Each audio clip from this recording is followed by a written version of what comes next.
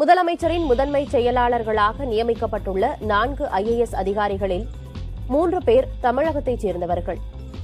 முதன்மை செயலாளராக நியமிக்கப்பட்டுள்ள உதயச்சந்திரன் ஈரோடு, மதுரை மாவட்டங்களில் ஆட்சியராக பணியாற்றியவர்.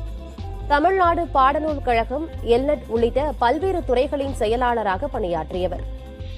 சமச்சீர் கல்வி திட்ட உருவாக்கம், கீழடி அகழ்வாய்வு போன்றவற்றில் இவரது பங்கு குறிப்பிடத்தக்கதாக இருந்தது. மற்றொரு முதன்மை செயலாளரான உமாநாத் தமிழ்நாடு மருத்துவ சேவை கழக நிர்வாக இயக்குநராக செயல்பட்டவர். கடந்த 1.5 ஆண்டுகளாக கொரோனா கட்டுப்பாட்டு நடவடிக்கைகளில் இவரது பணி முக்கியத்துவம் வாய்ந்ததாக அமைந்திருந்தது. இதேபோல அருங்காட்சியக ஆணையர் பொறுப்பில் இருந்த MS சண்முகம் முதன்மை செயலாளராக நியமிக்கப்பட்டுள்ளார். தொழில் மற்றும் வர்த்தகத்துறை இயக்குநராக இருந்த அனுஜார்ஜ் முதலமைச்சரின் முதன்மை செயலாளர்களில் ஒருவராக நியமிக்கப்பட்டுள்ளார். அரசு நகர பேருந்துகளில் மகளிர் கட்டணமின்றி பயணம் செய்வதற்கான அரசாணையை தமிழக அரசு வெளியிட்டது. திமுக தேர்தல் அறிக்கையில் அனைத்து மகளிரும் நகர பேருந்துகளில் இலவசமாக பயணிக்கலாம் என அறிவிக்கப்பட்டிருந்தது. அதன்படி பணிபுரியும் பெண்கள், உயர்கல்வி பயிலும் மாணவியர் உட்பட அனைத்து மகளிரும் சாதாரண கட்டண நகர பேருந்துகளில் கட்டணம் இல்லாமல் பயணிக்க அனுமதி அளித்து அரசாணை வெளியிடப்பட்டுள்ளது. இதன் மூலம் அரசுக்கு ஆண்டுக்கு 1200 கோடி ரூபாய் இழப்பு ஏற்படக்கூடும் எனவும் தெரிவிக்கப்பட்டுள்ளது.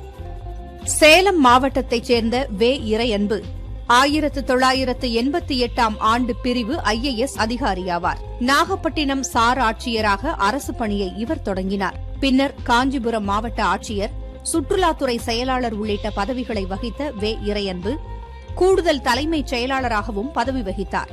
2019ஆம் ஆண்டு முதல் அவர் அண்ணா மேலாண்மை கல்வி நிறுவனத்தின் இயக்குநராக இருந்து வந்த நிலையில் தற்போது தமிழக அரசின் தலைமைச் செயலாளராக நியமிக்கப்பட்டுள்ளார்.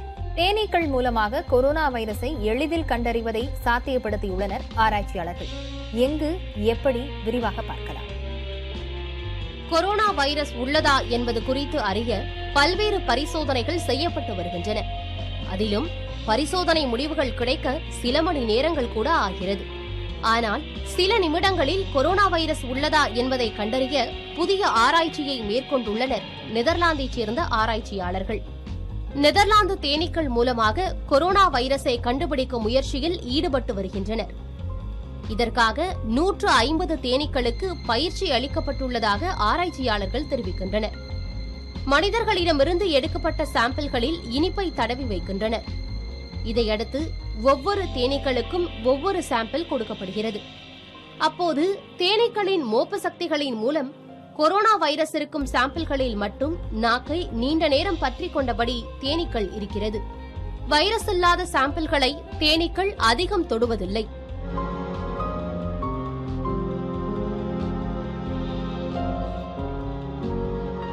ஒவ்வொரு முறையும் புதிய தேனீக்களை எடுத்து குளிரூட்டப்பட்ட அறையில் வைத்து ஆராய்ச்சியை மேற்கொள்வதாகவும், இந்த ஆராய்ச்சியின் மூலமாக 95 விழுக்காடு அளவிற்கு பரிசோதனையில் உண்மைத்தன்மை உள்ளதாக கூறுகின்றனர்.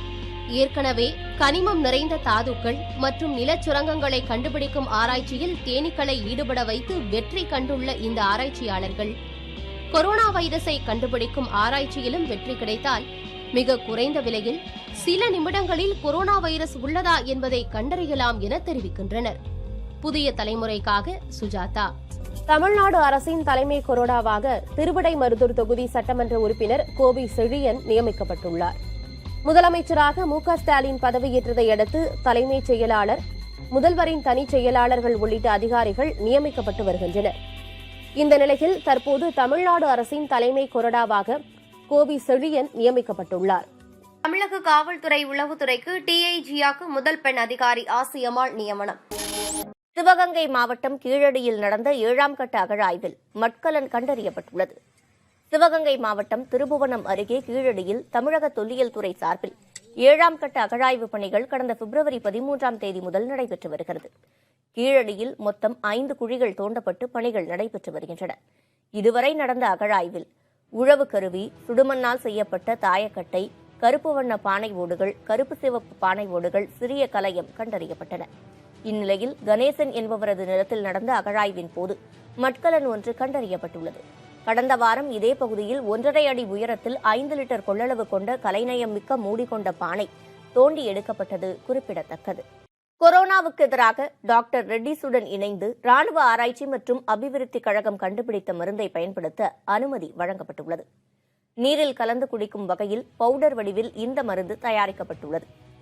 உலகம் முழுவதும் பெரும் அச்சுறுத்தலை ஏற்படுத்தி வரும் கொரோனாவுக்கு முற்றுப்புள்ளி வைக்க பல்வேறு நாடுகள் தடுப்பு மருந்துகளை மேம்படுத்துவதில் தீவிரம் காட்டி வருகின்றன. இந்நிலையில் இந்தியாவின் ராணுவ ஆராய்ச்சி மற்றும் அபிவிருத்தி கழகமும் ஹைதராபாத்தில் உள்ள டாக்டர் ரெட்டிஸும் இணைந்து புதிய தடுப்பு மருந்தை கண்டுபிடித்துள்ளனர். 2DG என பெயரிடப்பட்டுள்ள இந்த மருந்தை அவசர கால பயன்பாட்டுக்கு இந்திய மருந்துகள் கட்டுப்பாட்டு அமைப்பு பயன்படுத்திட அனுமதி வழங்கியுள்ளது. கடந்த ஏப்ரல் மாதம் நடத்தப்பட்ட சோதனையில் இந்த மருந்து சிறப்பாக செயல்படுவதை விஞ்ஞானிகள் கண்டறிந்தனர். தொடர்ந்து நடைபெற்ற பல்வேறு கட்ட சோதனைகளில் 2DG மருந்தில் உள்ள மூலக்கூறுகளால் நோயாளிகளை விரைவாக குணமாக்க முடியும் என்றும் பிராணவாயுவின் தேவையை குறைக்க முடியும் என்பதும் தெரியவந்திருக்கிறது. எனவே மிதமானது முதல் தீவிரமானது வரை தொற்று உள்ள நோயாளிகளுக்கு பொதுவான மருந்துகளுடன் சேர்த்து 2DG மருந்தையும் வழங்க அனுமதி அளிக்கப்பட்டுள்ளது. பவுடர் வடிவிலான இந்த மருந்து நீரில் கரைத்து பருகும் வகையில் தயாரிக்கப்பட்டுள்ளது. அண்மை செய்தி. ரேஷனில் கொரோனா நிவாரண பொருட்களாக 13 மளிகை பொருட்களையும் இலவசமாக வழங்க தமிழக அரசு திட்டமிட்டிருப்பதாக தகவல் வெளியாகியுள்ளது. 2,11,12,798 குடும்பங்கள் பயன்பெறும் வகையில் இந்த மளிகை பொருட்களும் சேர்த்து வழங்கப்படும் என்று தெரிவிக்கப்பட்டிருக்கிறது. குறிப்பாக கோதுமை, உப்பு, ரவை, பருப்பு உள்ளிட்ட பொருட்கள் அடங்கிய தொகுப்பு வழங்கப்பட இருப்பதாகவும் தகவல்கள் தெரிவிக்கின்றன. கொரோனா நிவாரணத் தொகையில் முதல் தவணையாக 2,000 ரூபாய் வழங்கும் திட்டத்தை முதலமைச்சர் மு.க.ஸ்டாலின் இன்று தொடக்கி வைக்கவுள்ளார். கொரோனாவால் ஏற்பட்ட பாதிப்பிற்கு நிவாரணமாக அரிசி குடும்ப அட்டைதாரர்களுக்கு 4,000 ரூபாய் நிதியுதவி அளிக்கப்படும் என்று திமுக தேர்தல் வாக்குறுதி அளித்திருந்தது. ஜூன் 3ஆம் தேதி முதல் நிதியுதவி வழங்கப்படும் என்று தெரிவிக்கப்பட்டிருந்தது. ஆனால் முழுமுடக்கம் காரணமாக மக்களின் வாழ்வாதாரம் பாதிக்கப்படுவதை தவிர்க்க முதல் தவணையாக 2,000 ரூபாய் வழங்கும் திட்டம் இன்றே தொடக்கி வைக்கப்பட உள்ளது. தமிழகத்தில் ஒவ்வொரு ரேஷன் கடைகளிலும் நாள் ஒன்றுக்கு டோக்கன் மூலம் 200 அட்டைதாரர்களுக்கு 2,000 ரூபாய் வழங்கப்பட உள்ளது. கோவிட் தொற்றால் பாதிக்கப்பட்டவர்களுக்கும் தொற்றிலிருந்து மீண்டவர்கள் பலரும் மியூகார்மைகோசிஸ் என்ற பூஞ்சை தொற்றுக்கு ஆளாவது அதிகரித்து வருவதாக மருத்துவர்கள் தெரிவிக்கின்றனர். மியூகார்மைகோசிஸ் என்ற பூஞ்சை காற்று, மண் ஆகியவற்றில் எப்போதும் காணப்படுவதுதான். கோவிட் தொற்றால் மிக மோசமாக பாதிக்கப்பட்டவர்களுக்கு சிகிச்சையின் போது அதிக அளவில் ஸ்டீராய்டு மருந்து அளிக்கப்பட்டிருந்தால் இந்த பூஞ்சையால் அவர்கள் எளிதில் பாதிக்கப்பட வாய்ப்புள்ளது. உலக அளவிலும் இந்திய அளவிலும் தமிழகத்திலும் பலர் இந்த பாதிப்புக்கு ஆளாவதாக கூறுகிறார் எழும்பூர் கண் மருத்துவமனையின் முன்னாள் இயக்குநரும் மூத்த மருத்துவருமான வசந்தா. கோவிட் வைரஸால் உடலில் இயல்பாக எழும் எதிர்ப்பு திறனை கட்டுப்படுத்த அளிக்கப்படும் ஸ்டீராய்டுகள் உடலில் சர்க்கரையின் அளவை அதிகரிக்கச் செய்து விடுகின்றன. இதனால் உடலின் எதிர்ப்பு திறன் குறைவதால் எளிதில் மியூகார்மைகோசிஸ் பாதித்து விடுகிறது என்று கூறுகிறார். உலகம் முழுவதும் கடந்த ஒரு வாரத்தில் புதிதாக தொற்றுக்கு உள்ளாவோரில் 50% பேர் இந்தியாவில் உள்ளதாக உலக சுகாதார அமைப்பு தெரிவித்துள்ளது. அதேபோல உலகம் முழுவதும் கடந்த ஒரு வாரத்தில் ஏற்பட்ட இறப்புகளில் 30% இந்தியாவில் நேர்ந்துள்ளதாக தெரிவிக்கப்பட்டுள்ளது. கடந்த 7 நாட்களில் உலகம் முழுவதும் கொரோனா பாதிப்பு குறித்த வார அறிக்கை வெளியிட்ட உலக சுகாதார அமைப்பு, இந்தியா மட்டுமின்றி அதன் அண்டை நாடுகளிலும் நிலவும் கொரோனா பாதிப்பு சர்வதேச அளவில் கவலை ஏற்படுத்துவதாக தெரிவித்துள்ளது. சர்வதேச அளவில் கொரோனா பாதிப்பு சற்று குறைந்த நிலையில் தென்கிழக்கு ஆசிய நாடுகளில் தொடர்ந்து 9வது வாரமாக உயர்ந்து கொண்டே இருப்பது கவலை அளிப்பதாக உலக சுகாதார அமைப்பு கூறியுள்ளது. தென்கிழக்கு ஆசியாவில் பதிவாகும் புதிய தொற்றுகளில் 95% இந்தியாவிலும், கொரோனா இறப்பு 93% இந்தியாவிலும் பதிவாகிறது. இந்தியாவில் கடந்த அக்டோபர் மாதம் மகாராஷ்டிராவில் கண்டறியப்பட்ட B1617 என்கிற கொரோனா வேற்றொரு இங்கிலாந்திலும் மேலும் 5 நாடுகளிலும் கண்டறியப்பட்டுள்ளதாக உலக சுகாதார அமைப்பு தெரிவித்துள்ளது. கடந்த சில நாட்களாக உலகை மிரட்டி வந்த சீனாவின் லாங் மார்ச் 5B ராக்கெட்டின் பாகங்கள் இந்திய பெருங்கடலில் விழுந்தது. கட்டுப்பாட்டை இழந்து விண்வெளியில் சுற்றி வந்த ராக்கெட்டின் ராட்சத பாகங்கள் கடலில் விழுந்ததால் பெரும் சேதம் தவிர்க்கப்பட்டதுடன் மற்ற நாடுகளின் கோப பார்வையிலிருந்து சீனாவும் தப்பித்துக் கொண்டது. சஞ்சீவினி தொலைபேசி மருத்துவ சேவையை பயன்படுத்திக் கொள்வதில் தமிழகம் நாட்டிலேயே முதல் மாநிலமாக திகழ்வதாக மத்திய சுகாதாரத்துறை தெரிவித்துள்ளது. கோவிட் பொது முடக்கம் காரணமாகவும் தொற்று பரவும் அச்சத்தாலும் பல்லாயிரக்கணக்கான நோயாளிகள் மருத்துவமனைகளுக்கு செல்ல முடியாத நிலை உள்ளது. இது போன்றவர்களின் மருத்துவ பிரச்சனைகளுக்கு தீர்வு காண சஞ்சீவினி திட்டம் மூலம் தொலைபேசி வாயிலாக மருத்துவர்களின் ஆலோசனை வழங்கப்பட்டு வருகிறது. இந்நிலையில் இத்திட்டத்தின் தற்போதைய நிலை குறித்து சுகாதாரத்துறை தகவல்களை வெளியிட்டுள்ளது. இ சஞ்சீவினி திட்டத்தில் கடந்த ஓராண்டில் 50 லட்சம் பேர் பலன் பெற்றுள்ளதாக கூறியுள்ள சுகாதாரத்துறை, இதில் தமிழகத்திலிருந்து அதிகபட்சமாக 10,44,000 பேர் பலன் பெற்றுள்ளதாக தெரிவித்துள்ளது. இத்திட்டத்தில் நோயாளிகள் தவிர மருத்துவர்களுக்கும் சிகிச்சை மேற்கொள்வது தொடர்பான ஆலோசனை வழங்கப்படுவதாக தெரிவிக்கப்பட்டுள்ளது. மக்களிடையே தொலைபேசி வழி மருத்துவ சேவை திட்டம் பிரபலமடைந்து வருவதால் அதை மேலும் விரிவாக்க திட்டமிட்டுள்ளதாக சுகாதாரத்துறை கூறியுள்ளது. தமிழகத்தில் உள்ள மருத்துவமனைகள் ஆக்ஸிஜன் தேவைக்கு 104 என்ற அவசர எண்ணை தொடர்பு கொள்ளலாம் என தமிழக அரசு அறிவித்துள்ளது. இது தொடர்பாக தமிழக அரசு வெளியிட்டுள்ள அறிக்கையில், கொரோனா தொற்று பரவுவதை கட்டுப்படுத்த பல்வேறு நடவடிக்கை எடுக்கப்பட்டு வருவதாகவும், மருத்துவமனைகள், நர்சிங் ஹோம்களுக்கு மருத்துவ ஆக்ஸிஜன் விநியோகம் தொடர்பான சிக்கல்களை தீர்க்க 24 மணி நேரமும் இயங்கும் கால் சென்டர் ஏற்படுத்தப்பட்டிருப்பதாகவும் தெரிவிக்கப்பட்டுள்ளது. மருத்துவ ஆக்ஸிஜன் தேவைப்படும் மருத்துவமனைகள், நர்சிங் ஹோம்கள் உடனடியாக 104 என்ற எண்ணிற்கு தொடர்பு கொள்ளலாம் என தமிழக அரசு தெரிவித்துள்ளது. நாடு முழுவதும் ஆக்ஸிஜன் தட்டுப்பாட்டை போக்கவும், மருந்து கையிருப்பு உள்ளிட்ட விவகாரங்களை கவனிக்கவும் 12 பேர் கொண்ட சிறப்பு குழுவை உச்சநீதிமன்றம் அமைத்துள்ளது. நாடு முழுவதும் கொரோனாவால் பாதிக்கப்பட்டோரின் எண்ணிக்கை உயர்ந்து வருவதால் தமிழகம், டெல்லி உள்பட பல்வேறு மாநிலங்களில் ஆக்ஸிஜன் தேவை அதிகரித்து வருகிறது. இந்நிலையில் இந்த விவகாரம் தொடர்பாக உச்சநீதிமன்றம் தாமாக முன்வந்து வழக்கு பதிவு செய்து விசாரணை நடத்தி வருகிறது. இந்நிலையில் இவ்வழக்கில் சில முக்கியமான உத்தரவுகளை உச்சநீதிமன்றம் பிறப்பித்துள்ளது. குறிப்பாக ஆக்ஸிஜன் தேவைப்படும் மாநிலங்களுக்கு தட்டுப்பாடு இல்லாமல் அதனை வழங்குவது, மருந்து கையிருப்பு ஆகியவற்றை கவனிக்க 12 பேர் கொண்ட குழுவை நியமித்துள்ளது. உங்கள் தொகுதியில் முதலமைச்சர் துறைக்கான பணிகள் தற்போது தொடங்கியிருக்கின்றன. கோரிக்கை மனுக்கள் வைக்கப்பட்டுள்ள பெட்டிக்கான சாவியை முதலமைச்சர் மு.க.ஸ்டாலின் அவர்கள் இந்த பணிக்காக நியமிக்கப்பட்டுள்ள IAS அதிகாரி ஷில்பா பிரபாகரிடம் பெட்டிக்கான சாவியை ஒப்படைத்திருக்கிறார். இது குறித்து கூடுதல் விவரங்களை நமது செய்தியாளர் ஜெகதீஷ் தர கேட்கலாம். ஜெகதீஷ், கூடுதல் விவரம் என்ன? உங்கள் தொகுதியில் முதல்வர் என்ற பணிக்காக தமிழகத்தில் ஒரு தனி சிறப்பு அலுவலர் நியமிக்கப்பட்டிருந்தார். IAS அதிகாரியான ஷில்பா பிரபாகர் இந்த பணிக்காக நேற்று முதல்வராக பதவியேற்ற தமிழக முதல்வர் ஸ்டாலின் அவர்கள் முதல் 5 கையெழுத்து போடும்போது அதற்கும் ஒரு குறிப்பிட்ட கையெழுத்தை போட்டிருந்தார்.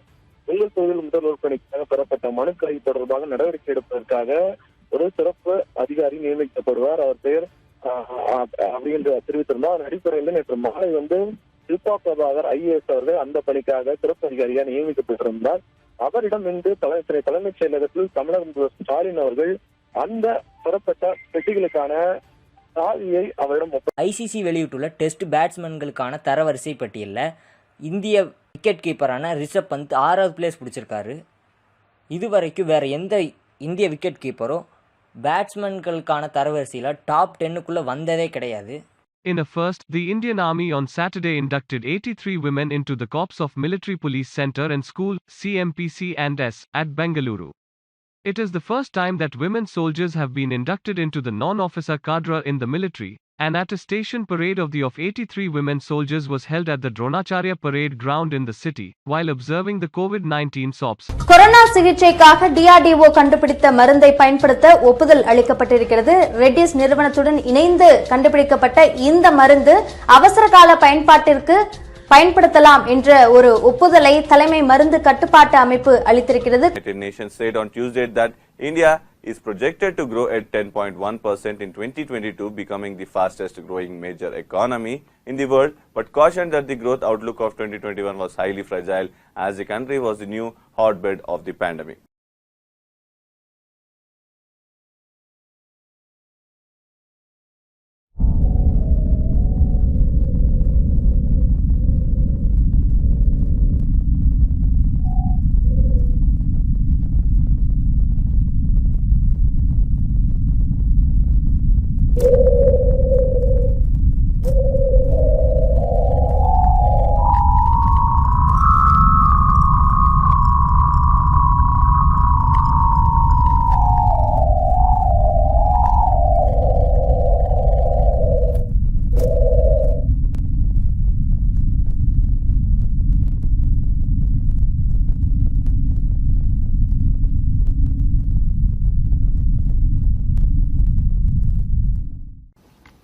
Meanwhile, a group of COVID heroes in Chennai have launched a novel Oxygen on Wheels drive to provide succor to those in need here. The Jain Traders body is helping numerous patients in Chennai gasping for emergency hospital outside hospitals by makeshift oxygen dispensers using school buses. Let's take a look.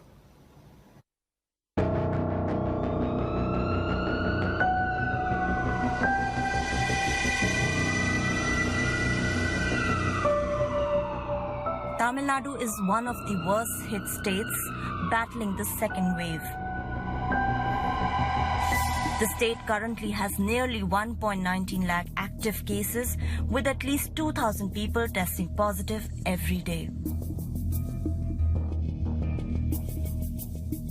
And with that, the need for hospital beds and oxygen has also gone up.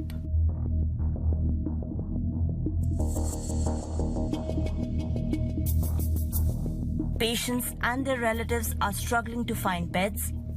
Some are lucky, several others lose the battle, gasping for air.